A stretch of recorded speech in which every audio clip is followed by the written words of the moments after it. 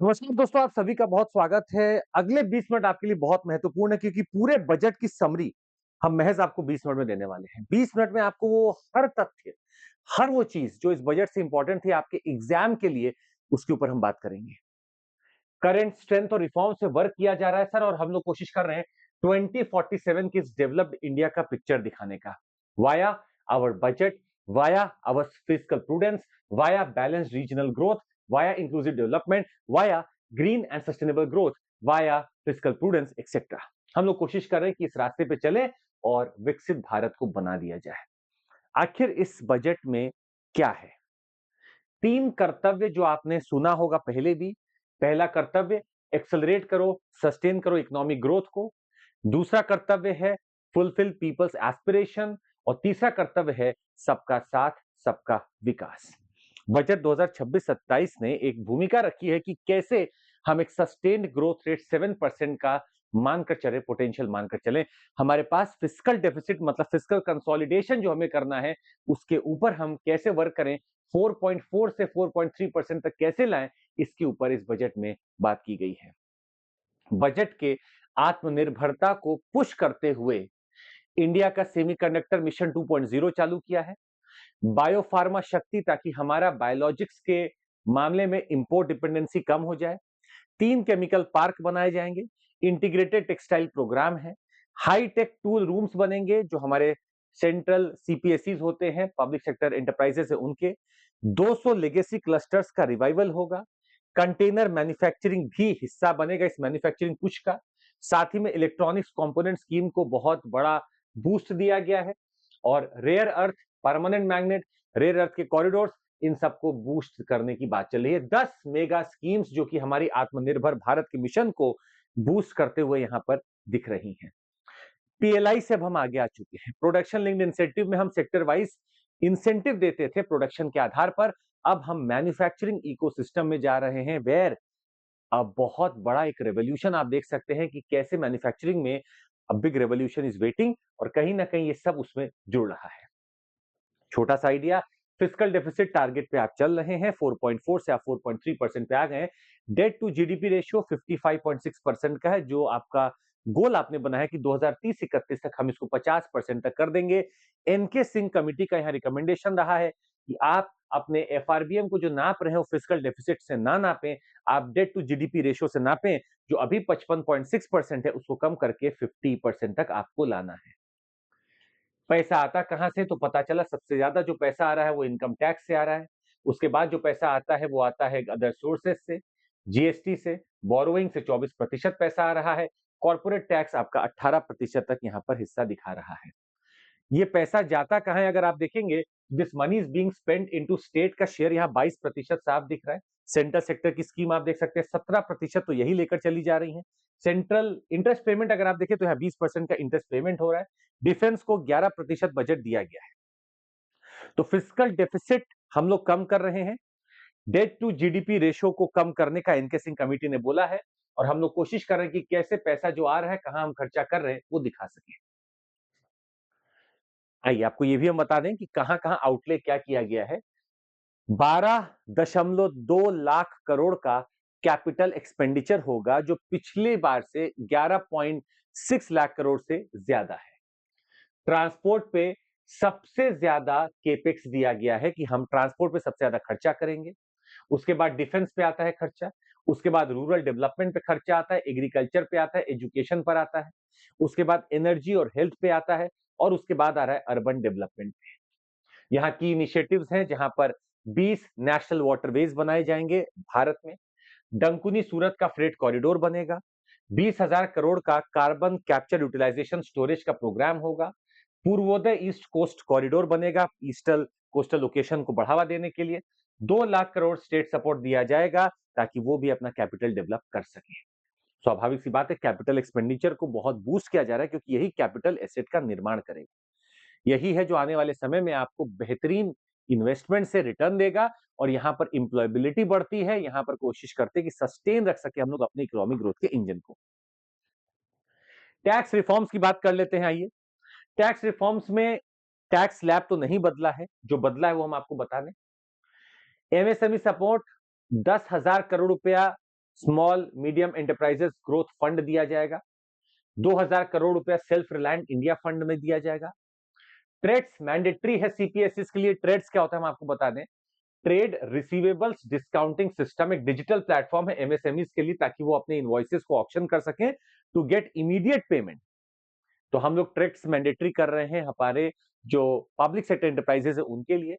CGTMSC for invoice discounting, आपको बता दें इनवॉइस के डिस्काउंटिंग के लिए एक हमारे पास और सिस्टम है, उसको इनवॉइस उसको यूज करेगा, इनवॉइसिंग सिस्टम उसी के माध्यम से होगी। कॉर्पोरेट मित्रा बनेंगे टीयर 2 और टीयर 3 टाउन्स में। एक्सपोर्ट फैसिलिटेट किया जाएगा। सी फूड पे एक्सपोर्ट ड्यूटी जो है, सी फूड एक्सपोर्ट ड्यूटी जो है वो 1% से 3% कर रहे हैं। एक्सपोर्ट टाइम 6 महीने से 1 साल। Electronic sealing factory to ship. SEZ DTA sale at concessional duty. जो भी एसईजेड का प्रोडक्ट डोमेस्टिक टैरिफ एरिया में आएगा वो कंसेशनल ड्यूटी पे आएगा। ट्रस्टेड इंपोर्टर सिस्टम एक हमारा बनने वाला है।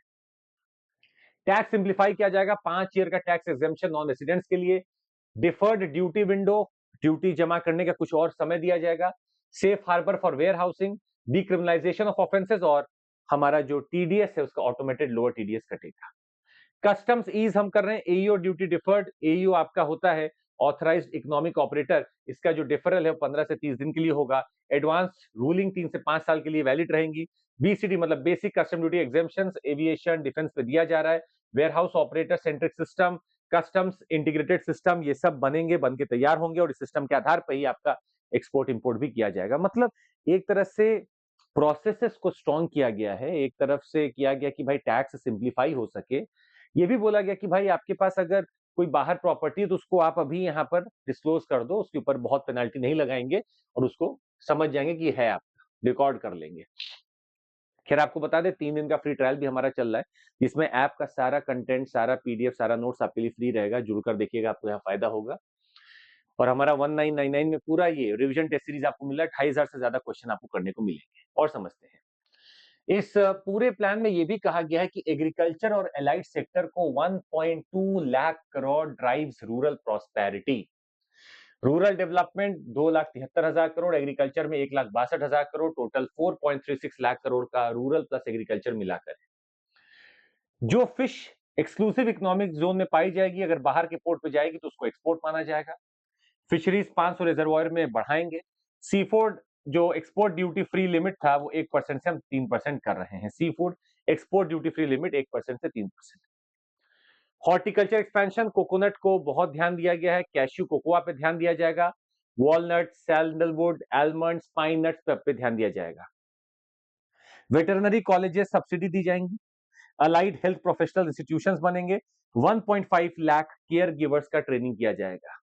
टेक्नोलॉजी ट्रांसफॉर्मेशन में आपको बता दें, भारत विस्तार जो कि एआई, एग्रीस्टैक और आईकार को मिलकर बन रहा है, आपका एग्रीकल्चर को विस्तार करने के लिए, एग्रीकल्चर को आगे बढ़ाने के लिए भारत विस्तार एआई टूल बनेगा। कोऑपरेटिव सोसाइटी टैक्स डिडक्शन वहां लेने के हकदार हो सकते हैं।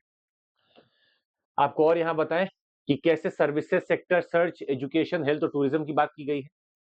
अगर आप सबसे पहले देखें एजुकेशन एक्सेलेंस की, तो 5 यूनिवर्सिटी टाउनशिप्स बनेंगी। Girls hostel in every stem district. New NID in east India, तो हम लोग कोशिश कर रहे हैं ईस्ट इंडिया में भी अपने नए नए कॉलेजेस खोलने के। एबीजीसी लैब जो आपके ऑडियो विजुअल गेमिंग सेंटर होते हैं वो खुलेंगे। 4 टेलीस्कोप इंफ्रास्ट्रक्चर फैसिलिटीज बनेगी। डिजिटल नॉलेज ग्रिड बनेगा और education to employment enterprise committee भी बनेगी। हेल्थ इंफ्रास्ट्रक्चर में 5 मेडिकल वैल्यू टूरिज्म हब्स बनेंगे। 3 all India institute of Ayurveda बनेंगे। नीमहंस 2 बढ़ावा दिया जा रहा है। नीमहंस अगर आप सुने हो, national institute of mental health and neuro sciences, इसको बढ़ावा दिया जाएगा। ट्रॉमा सेंटर डिस्ट्रिक्ट में बनेंगे। 1.5 लाख केयर गिवर्स को ट्रेन किया जाएगा। हेल्थ केयर एलोकेशन है 1 लाख कुछ हजार करोड़ रुपए, 1,04,000 करोड़ रुपए। Tourism sir, mountain turtle bird trails बनेंगे उत्तराखंड, लद्दाख, जम्मू और हिमाचल प्रदेश में। 15 आर्कियोलॉजिकल एक्सपीरियंशियल साइट्स बनेंगी, जिसमें सारनाथ को भी बोला गया है। 10,000 करोड़ टूरिस्ट गाइड्स अपस्किल किए जाएंगे। नेशनल इंस्टीट्यूट ऑफ हॉस्पिटैलिटी बनेगा। Buddhist circuit in north east बनेगा। खेलो इंडिया मिशन, स्पोर्ट्स टूरिज्म को बढ़ाने की भी बात है। यहां तक कि स्पोर्ट्स के गुड्स के मैन्युफैक्चरिंग की भी बात की गई है। भारत में मैन्युफैक्चरिंग को बढ़ावा दिया ही जा रहा है, साथ ही में एजुकेशन, हेल्थ और टूरिज्म को भी बढ़ावा देने के लिए इस बजट ने साफ साफ कुछ कहा है। इंफ्रास्ट्रक्चर को तो बहुत बड़ी पुश मिली हुई है sir. 5.98 lakh crore for transport and connectivity की हम बात कर रहे हैं sir. Top rail and freight Dankuni Surat freight corridor बनने वाला है। सीपीएससीज जो आपकी पब्लिक सेक्टर एंटरप्राइजेस है, उनका REIT that is real estate investment trust for infrastructure monetisation बनेगा, ताकि उनको और फंड मिल सके। आपको बता दें सर, मैरीटाइम कोस्टल एरिया में 20 नेशनल वाटरवे की बात है। शिप रिपेयर इकोसिस्टम, बनारस और पटना में शिप रिपेयर इकोसिस्टम बनेगा। कोस्टल कार्गो टारगेट 6% से 12% हमारा बढ़ रहा है। सी प्लेन वायबिलिटी गैप फंडिंग होगी, ताकि सी प्लेन और टूरिज्म में भी और विकास हो सके। रीजनल डेवलपमेंट की बात करें, पूर्वोदय ईस्ट कोस्ट कॉरिडोर बनेगा। 2 लाख करोड़ रुपए स्टेट को दिया जाएगा for capital development, regional development, infrastructure risk guarantee fund. ये सब यहाँ पर इंफ्रास्ट्रक्चर का मेगा पुश दिख रहा है। ट्रांसपोर्ट को ठीक ठाक पैसा दिया गया सर, 5,98,000 करोड़, अगर आप याद रखें तो 6 लाख करोड़ के आसपास दिया गया है। अर्बन डेवलपमेंट को 85,000 करोड़, एनर्जी को 1 लाख करोड़ और नॉर्थ ईस्ट डेवलपमेंट को भी 6,000 करोड़ दिया गया है। साथ ही में एनर्जी सिक्योरिटी और ग्रीन ट्रांजिशन की अगर आप बात कर रहे हैं, 20,000 करोड़ रुपया दिया गया है कार्बन कैप्चर यूटिलाइजेशन स्ट्रेटेजी को। कार्बन कैप्चर की हम बात कर रहे हैं सर, 20,000 करोड़ रुपए से क्या होगा कि जितना कार्बन आप एमिट कर रहे हैं, उसको कहीं ना कहीं यूटिलाइज और स्टोर करने का हमें टेक्नोलॉजी बनाना पड़ेगा। Energy sector allocation 1 lakh crore है, ग्रिड को हमें मॉडर्नाइज करना है। बेसिक कस्टम ड्यूटी रिलीफ दिया गया है 2035 के लिए न्यूक्लियर पावर में, बिल्कुल रिलीफ दे दिया गया ताकि न्यूक्लियर कंपोनेंट को हम आगे बढ़ा सके, न्यूक्लियर एक्सपेंशन हो सके। आज 10 गीगावाट के आसपास कहीं है, हमें 100 गीगावाट तक जाना है। रिन्यूएबल एनर्जी पे हम काम कर रहे हैं, लिथियम आयन बैटरी पे बेसिक कस्टम ड्यूटी रिलीफ दिया गया है, सोलर ग्लास पे एग्जेम्पशन है, बायोगैस एक्साइज रिलीफ हमें मिलने वाला है, बायोगैस को हम कंबाइन करके यूज करने वाले हैं। क्रिटिकल मिनरल्स, बिल्कुल सही बात है, क्रिटिकल मिनरल्स पे भी बेसिक कस्टम ड्यूटी को रिलीफ दिया गया है। Rare earth permanent magnet scheme आ चुकी है, जो कि रेयर अर्थ से परमानेंट मैग्नेट हमारे यहाँ बनेंगे। इंपोर्ट डिपेंडेंसी हमें अपनी खत्म करनी है चाइना के ऊपर। साथ ही मैं आपको बता दें, रेयर अर्थ के कॉरिडोर्स बन रहे हैं उड़ीसा, आंध्रा, केरला और तमिलनाडु में, जो कि काम करेंगे मोनाजाइट सैंड से निकालेंगे रेयर अर्थ को और यूटिलाइज हम कर सकते हैं इसको अपने पूरे एक क्रिटिकल मिनरल के सेटअप में, बैटरी के सेटअप में या कोई भी ऐसे टेक्नोलॉजी के सेटअप में वर्क कर सकते हैं। फाइनेंशियल सेक्टर रिफॉर्म्स अगर आप कुछ दिखाएं, तो बैंकिंग रिफॉर्म के लिए एक हाई लेवल कमिटी बनाई जाएगी बैंकिंग के लिए। और सबसे बड़ा दिक्कत है कि सिक्योरिटी ट्रांजैक्शन टैक्स बढ़ा दिया गया है एफ एंड ओ पे, फ्यूचर एंड ऑप्शंस पे, ताकि स्पेकुलेशन कम हो सके। मास्टर ऑफ बॉन्ड्स, आपका ये जो भी आपका रूल्स हैं, जो भी आपका बॉन्ड्स को रूल करते हैं, उसको हम लोग सही से करने वाले हैं। डेटा सेंटर्स टैक्स हॉलिडे इनको मिलना है till 2047। Foreign exchange FEMA rules को रिव्यू किया जाएगा। हम लोग कॉर्पोरेट बॉन्ड्स की बात कर रहे हैं, market making and TRS for corporate bonds. Deeper debt market कोशिश की जाएगी, बहुत ज्यादा डेट मार्केट को बनाया जाए। Municipal financing 100 crore incentive for bonds greater than 1000 crore, 100 crore का इंसेंटिव मिलेगा for bonds that the municipality has generated for 1000 crore. Urban infrastructure funding की जाएगी इसी म्युनिसिपल बॉन्ड से। इंफ्रास्ट्रक्चर फाइनेंस की बात है, मतलब अभी तक प्रोडक्शन लिंक्ड इंसेंटिव पढ़ते थे ना, आपके ऐसा इंसेंटिव मिलेगा, अब मिलेगा जितना बड़ा बॉन्ड बनाओगे उतना तुमको इंसेंटिव मिलेगा। इंफ्रास्ट्रक्चर में आपका जो बिजली की सप्लाई होती है उसका रिस्ट्रक्चरिंग होगा, पावर फाइनेंस कॉर्पोरेशन का रिफॉर्म आएगा ताकि लॉसेस हमारे कम हो सके। पीपल सेंट्रिक डेवलपमेंट की बात कर रहे हैं सर, केयर सिस्टम डेवलप होगा, शी मार्ट्स बनेंगी विमेन एंटरप्रेन्योर द्वारा। ALIMCO scale up with AI होगा। एलिम्को आपको बता दें आर्टिफिशियल लिम्स मैन्युफैक्चरिंग कॉर्पोरेशन, इसको स्केल अप किया जाएगा। दिव्यांग कौशल एंड सहारा योजना है। 17 कैंसर ड्रग्स को आप बेसिक कस्टम ड्यूटी फ्री कर रहे हैं। एमएससीटी इंटरेस्ट टैक्स फ्री होगा। एमएससीटी आपका होता है motor accidents claims tribunal, interest tax free होगा आपका ये। Trust based governance, AEO duty deferral होगा। एईओ आप जानते हैं ऑथराइज्ड इकोनॉमिक ऑपरेटर, ये डिफरल जो इसका होता है 15 से 30 दिन का होगा। एडवांस रूलिंग वैलिडिटी 3 से 5 साल के लिए रहेगी। ट्रस्टेड इंपोर्टर सिस्टम हम बनाएंगे, ऑटोमेटेड लोअर टीडीएस करेंगे, डीक्रिमिनलाइजेशन कर देंगे बहुत सारे ऑफेंसेस का। तो कुछ रिटर्न हो रहा है, अब वापस से रिपीट हो रहा है। हम लोग कोशिश करेंगे कि एक फाइलिंग सिस्टम अच्छा बनाया जाए, हमारा टीडीएस का सिस्टम स्मूथ हो जाए, टीडीएस को कम करने की कोशिश की जाएगी। तो ये सारा हम जो आपको भी दिखा रहे थे, ये पूरा वो हाईलाइट है जो हमारे इस बजट में आया है। अभी इसमें से क्या है, कुछ क्वेश्चंस आपको साफ-साफ एकदम दिख सकते हैं बनते हुए कि ईजेड में जो मछली है वो बताओ कैसी मानी जाएगी। कहाँ पे बन रहा है आपका ये जो इस बार शिप रिपेयर का बोला गया 2 हब बनाएँगे तो एक वाराणसी, एक पटना बनेगा। ऐसा छोटा-छोटा क्वेश्चन वो लोग पूछते हैं बजट से और पूछ भी सकते हैं। वो मेंस के लिए भी इम्पोर्टेंट हो सकता है, प्रीलिम्स के लिए भी इम्पोर्टेंट हो सकता है। तो उसी नज़रिए के साथ आप इसको पढ़ने की कोशिश करेंगे और आपको बता दें इस पीडीएफ को हम डाल देंगे अपने ग्रुप पर चंद्रमौली स्पेस कैपिटल एसआईआर पर, आप उसको निकाल कर पूरा पढ़ लीजिए और आपका 3 डे फ्री ट्रायल चालू हो चुका है। आप अगर आज रजिस्टर करेंगे तो 3 दिन के लिए रहेगा, अगर आप 3 तारीख को करेंगे तो भी 3 दिन के लिए आप उसको रजिस्टर कर सकते हैं, पढ़ सकते हैं। आज के लिए बस इतना ही। मिलते हैं आपसे, बाय, टेक केयर। जय Hind everyone, thank you so much for joining. Bye, take care, जय हिंद।